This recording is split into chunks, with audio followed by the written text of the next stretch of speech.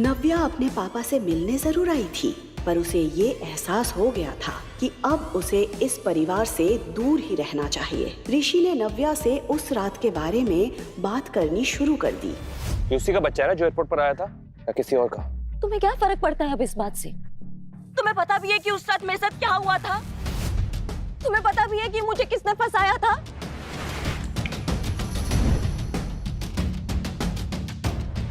बोलो क्या हुआ था उस रात? नव्या ने मन बना लिया था कि वो सारी सच्चाई ऋषि को बता देगी। बोलो नव्या। उस रात हे बेबी। ये आवाज सुनते ही नव्या ने खुद को सच बताने से रोक लिया। कनिका का चेहरा देखकर नव्या को याद आ गया कि कैसे उसने ये सब कुछ ऋषि को हासिल करने के लिए किया था। अगर कोई ऋषि से शादी करेगा तो वो मैं होंगी। कनिका की चाल नव्या समझ चुकी थी। वो जानती थी कि कनिका ने ऋषि को अपने प्यार में अंधा कर दिया है, इसलिए वो चाहे कितनी बार भी सच बोलने की कोशिश कर ले, ऋषि उस पर कभी भरोसा नहीं करेगा। बिल्कुल सही टाइम पे आई हो कनिका, हमेशा की तरह। नव्या, तुम अपनी बहन से ऐसे कैसे बात कर सकती हो? वो आई है सही वक्त पर। जो तुम चली गई थी वही थी मेरे साथ। जो तुमने तोड़ दिया था उसी ने जोड़ा। तुम्हें उसे थैंक्स कहना चाहिए। करेक्ट, मुझे कनिका को थैंक्स बोलना चाहिए और मैं थैंक्स बोलूंगी। Thank you so much Kanika for everything. और अब मुझे नहीं लगता कि तुम्हें मुझसे कोई सवाल करना चाहिए। आप दोनों की सगाई हो रही है ना, तो आप दोनों खुश रहिए and please for God sake leave me alone. देखा इसका एटीट्यूड। बेबी छोड़ो ना, हम अपने एंगेजमेंट में ध्यान देते हैं ना। वैसे भी इनका ध्यान रखने के लिए पापा काफी हैं। उन्होंने डेफिनेटली इनके बारे में कुछ सोचा होगा, है ना?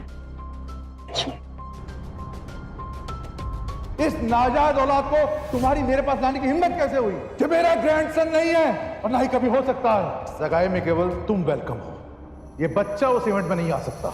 अम्मा, नानू नहीं चाहते हैं ना कि मैं पार्टी में आऊं?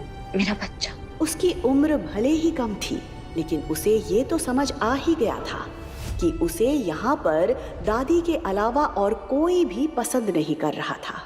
उसकी ये फीलिंग देखकर नव्या के दिल के टुकड़े हो गए थे।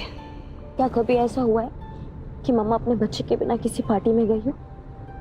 नानू थोड़ा गुस्से में थे ना, इसलिए उन्होंने ऐसे कह दिया। लेकिन तुम हमेशा एक बात ध्यान रखना, मम्मा कहीं भी जाएगी अपने बच्चे के साथ जाएगी। चॉकलेट? नव्या ने आरव को तो बहला दिया था, लेकिन उसके मन में अभी भी उथल पुथल मची हुई थी। एक तरफ उसे अपने परिवार की नफरत झेलनी थी और दूसरी तरफ उसे आरव के कोमल मन का ध्यान भी रखना था। बस जल्दी से ये 1-2 दिन निकल जाए, फिर मैं अपने बच्चे को लेके अपनी दुनिया में चली जाऊंगी।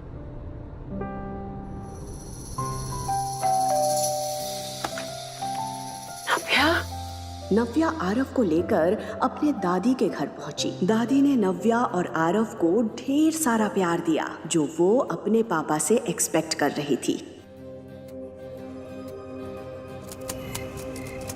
आज एंगेजमेंट पार्टी थी। ऋषि शेखावत और कनिका सिन्हा की सगाई होने वाली थी। इस पार्टी में देश के जाने माने लोग और बड़े बड़े बिजनेसमैन भी शरीक होने वाले थे। उनमें से एक था मिस्टर आलूवालिया।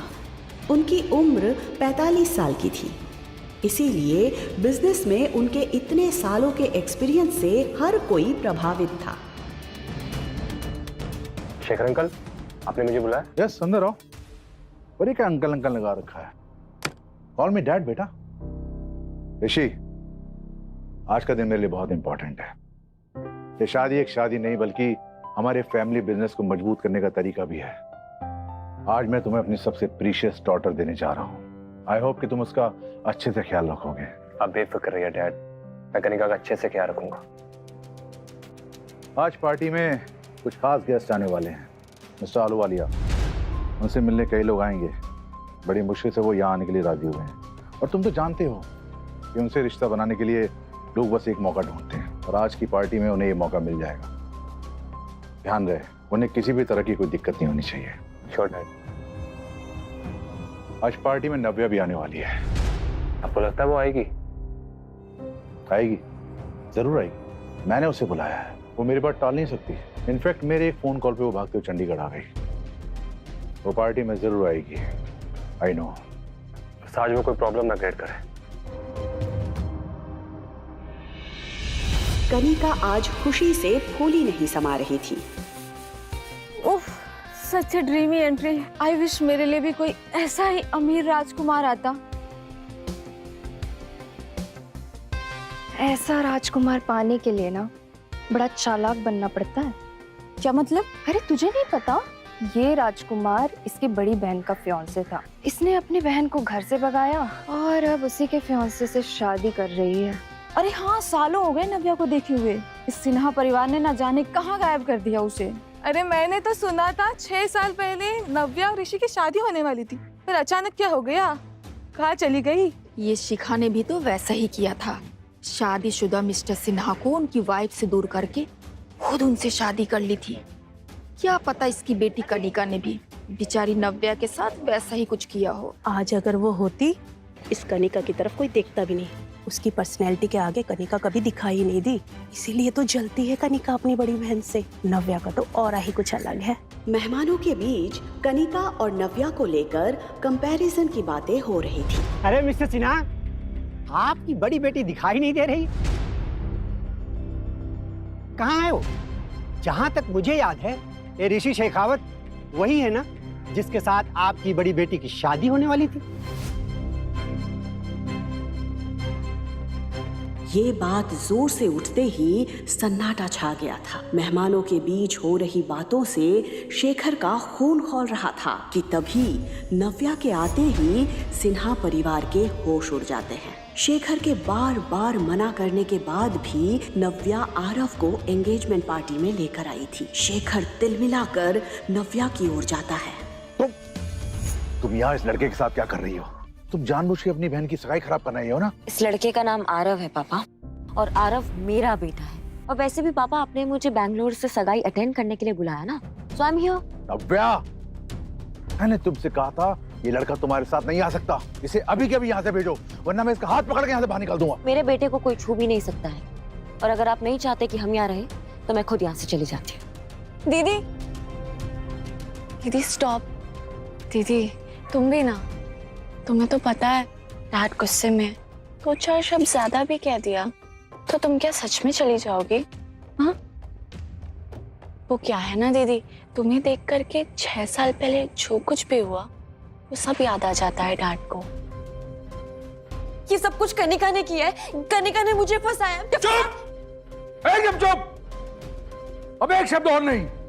देख रहे हो अपनी बेटी की हरकतें? एक तो शेखावत परिवार के सामने हमारी इतनी इंसल्ट करवाई, ऊपर से माफी मांगने की जगह मेरी बेटी को मारने चली है। निकल जाओ अभी के अभी इस घर से। अब सिन्हा परिवार से तुम्हारा कोई रिश्ता नहीं। पापा, और मेरी सिर्फ एक ही बेटी है, कनिका। पता नहीं क्या कुछ नहीं सहा उन्होंने, थोड़ा गुस्सा है। तुम गुस्सा थूक दो ना। आज मेरी एंगेजमेंट है, आई नीड योर ब्लेसिंग्स। उसका चेहरा देखकर नव्या समझ गई थी कि वो क्या साबित करना चाहती थी। डैड, आप ही समझाइए ना दीदी को, मेरी बातों का तो जैसे असर ही नहीं होता इन पे। शेखर गुस्से में आरव की तरफ देख रहा था। फिर अचानक उसका ध्यान मिस्टर आलूवालिया पर गया। उसने अपने दिमाग को ठंडा किया। ठीक है, तुम रुक सकती हो, लेकिन एक किनारे चुपचाप खड़ी रहना। मैंने चाहता तुम्हारा बेटा आरव यहाँ वहाँ घूमे और लोग इसे देख के 10 सवाल करें।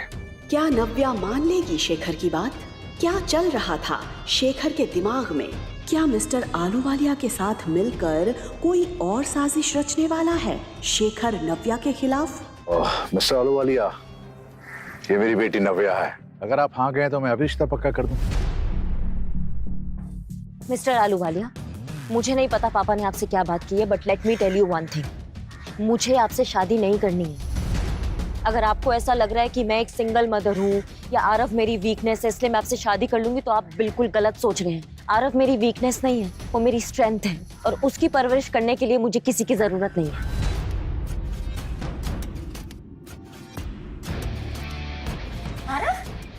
पापा क्या कर?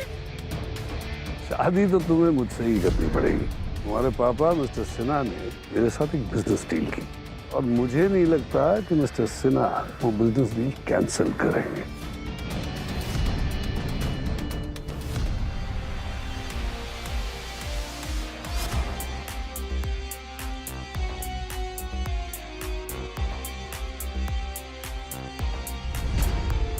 मिस्टर आलूवालिया लगता है वो अपनी हरकतों से बाज नहीं आए।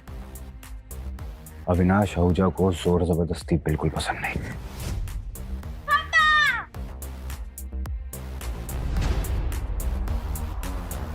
क्या नया मोड़ लाएगी ये पार्टी नव्या की जिंदगी में? जानने के लिए सुनते रहिए द रिटर्न।